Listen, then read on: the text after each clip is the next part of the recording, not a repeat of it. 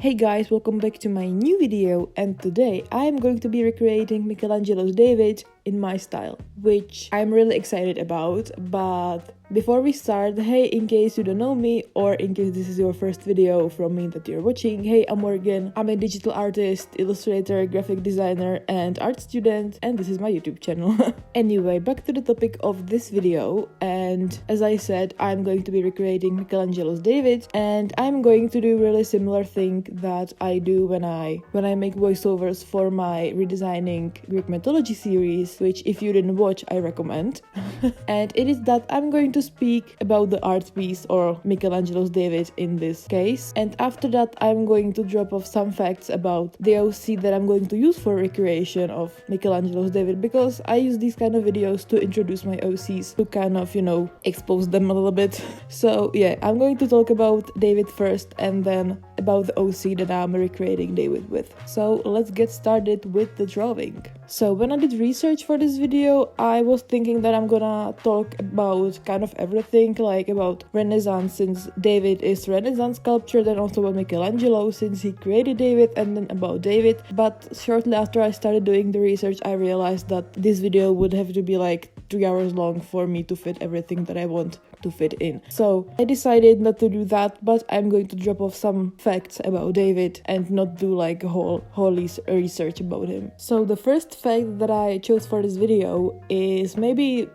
one of the ones that is more known, is that David was sculpted from one massive block of marble, which for someone like me who is really bad with like sculpting, I've tried it a few times, or in general like 3D stuff, anything 3D for me is torture, is super impressive. And even the fact that Michelangelo was only 27 years old when he sculpted David. Also, he was not even the first one to work on the huge piece of marble, because there were like about 3 people before him that tried to work with that exact piece, and then it laid for like almost 30 years untouched. But then Michelangelo came and created one of the most famous art piece. And the next fact that I found was a fact that I then appreciated, because it kind of showed me that I was not crazy when I was drawing this, because David, I'm gonna get to the point, but David was originally meant to be on the roof of Florentine church in Italy, and that is also why he's a little bit not 100%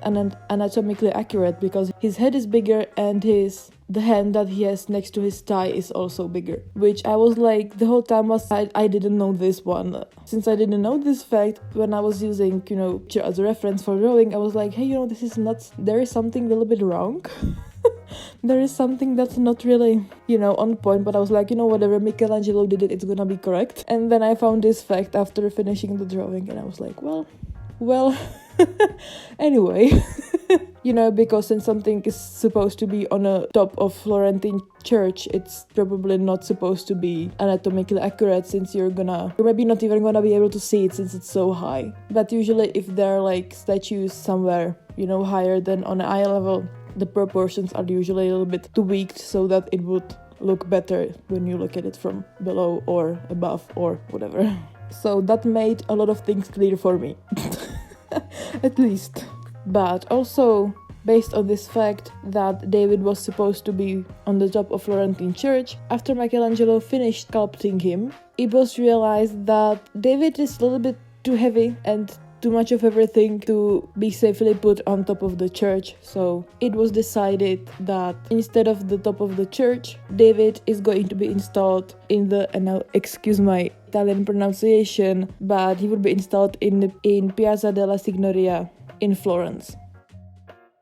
And then, as we all know, David was placed into the gallery in Florence, where he could be seen now as well. And now onto a fact that is quite similar to what happened quite recently, and if you don't know what I mean, it is that incident when, now I read an article about it on, I think it was Guardian. I'm gonna put the link in the description because it was quite nice article about how 6th graders from Catholic, somehow religious school from USA were sent to, admire David, but parents of the students were not really happy about it because they said, well, that's pornography. Because as you know, David is nude. And based on that, the principal of the school was forced to resign because she would either get fired or would have to say, hey, you're correct, it's disgusting. And she didn't want to do that, which is understandable, so she resigned because conservative parents did not stand to look at someone's private parts. Anyway, to the actual fact is that Queen Victoria got a David statue ripoff. And as I said, David as the original is nude, so the ripoff was also nude. But Queen Victoria, as a decent woman, I guess, was not really happy and was shocked and whatever she was. So they had to cover David, so they made like a leaf for his private parts. And they installed it on him. So just after that, ripoff David statue covered with leaf was able to be in Victoria and Albert Museum in London. And basically the same thing as happened to David ripoff happened also to usually Adam and Eve's private parts when they were portrayed somewhere, as the start of Christian censorship. And also maybe good to mention, I think I should have said this in the beginning of this voiceover, but whatever. But David is not really a random name. It's not like Michelangelo sculpted a guy and then has said, let's name him David.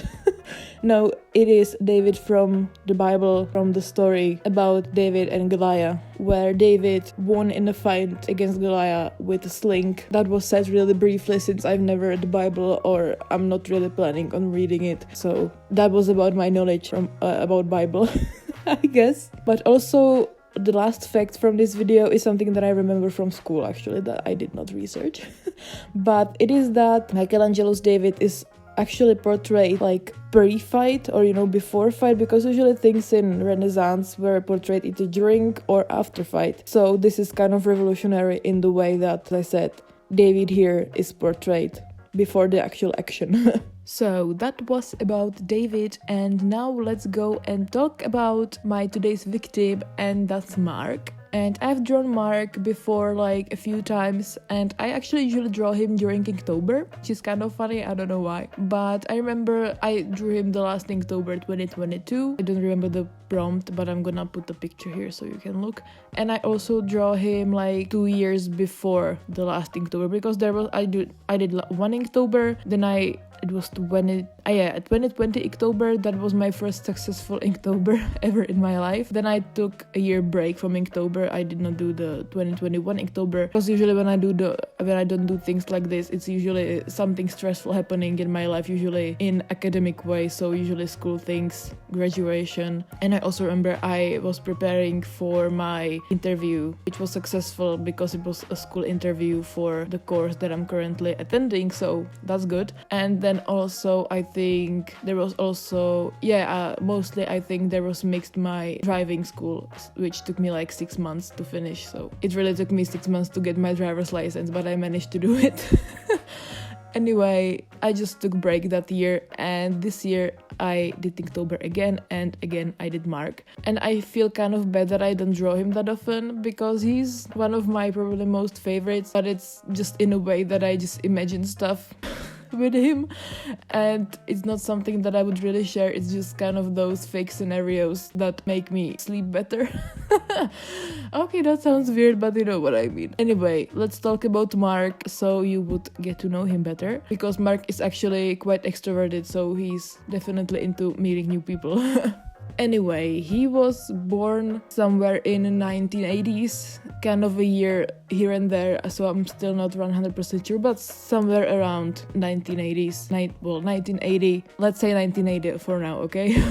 And the crucial thing about his life is that he was born to quite heavily Christian parents, which, as I said, crucial. It's crucial because Mark came out as gay when he was 16, which his parents were not really happy about, but they were trying to get over it. But also to that fact, Mark was occasionally quite a problem child, he was doing, troubles, just getting into fights and stuff like that when he was like elementary school, high school. But when he was 18, and this happened mostly because of his sexuality, not because he was getting into trouble, is that his parents kicked him out since they, as he was 18, they did not have any responsibility for him anymore. So as Mark was always kind of an outsider, he kind of started living at his friends' houses secretly, so the parents of the friends wouldn't know. But unfortunately, after some time, when he lived like this and maybe still trying to attend school, because I'm not sure, and also good thing to mention, he was born in London, so he's British. And I am not sure how the school thing works there, because here in my country it's completely different and it's confusing for me, the school system and how old are you when you finish school and what, these kind of things. So I think when you're 18 you're still, because here in Czech Republic where I live, when you're 18 you're still going to school usually. Anyway, whether he was attending school or not, he managed to meet kind of wrong people with his extroverted personality, and he got to certain substances that he got hooked on and a little bit addicted. But on the bright side, Mark also has an older brother who at that time moved in with his girlfriend, and when he found out that Mark became an addict when he was between 19, 20, 21, he managed to take Mark to his place where he then lived for some time and sobered him. And since he knew that Mark was like a sports guy, since elementary school, high school, he was always in those, sports clubs and, just in general very into these kind of things. So he managed to get Mark a job in the fitness center where he started, as kind of a janitor, but I don't know if there is a different word for it, but not really like a janitor since it was not school, but you know what I mean. And eventually from there, as Mark knew, he did not want to get into the addiction again. He was working on himself, and he managed to get himself a spot as a personal trainer in the fitness center that he was working at. And as he was getting his life together, he also started getting tattoos, which just started as a cover-up for his scars that he had usually on his arms from his addictions. But then as he was getting more of them, he was like, hey, it's fun. So he just started getting them just because he liked them, not because he wanted to cover something. So as Mark was building his career as a personal trainer, he was living in the flat that he lived with his brother and his girlfriend, and they moved to a different place, but he stayed at the same place. And when he was in his early 30s, he met his boyfriend, who is still dating. And for me, the timeline is that they met somewhere around 2010. So now they are together for 12, 13 years or something. I'm bad at math, so I'm sorry about that. But anyway, thanks to his boyfriend, who works a job that pays him well, and they also moved together after 2 years of dating. Because of a toxic workplace and in general toxic people that Mark is surrounded by at his job, he quit and he became, a freelancer, entrepreneur, that kind of thing. And he became that kind of I don't want to say influencer because I don't like that word, but he just started freelancing as a personal trainer. So he does also social media, he does YouTube videos, educational content and stuff like that. So thanks to his boyfriend, who is able to carry 2 people household without any problems, Mark became very successful with his entrepreneuring. And just in general, I would say they will live happily ever after.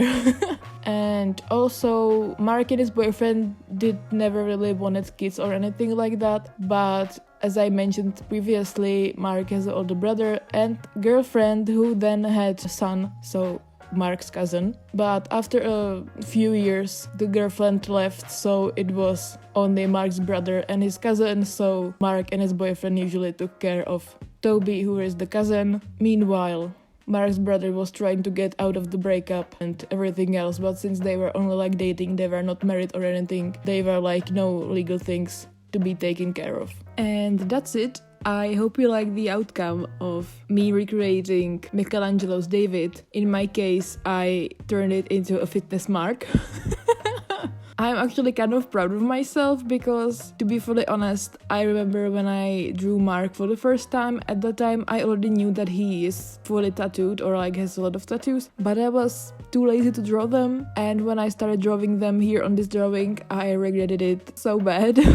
But I think it turned out nice. It just took a lot of my nerves and my patience and a lot of other stuff. But I think it was worth it. So definitely don't forget to comment how you like it, and maybe also comment what art piece, masterpiece, painting, statue, or just any art in general maybe should I recreate next, because I have one video in the making that is also recreating famous art with my OC, so be ready for that. But for the fans of my Greek mythology redesigning series, don't worry, I'm not forgetting about you. I have another video in the making as well.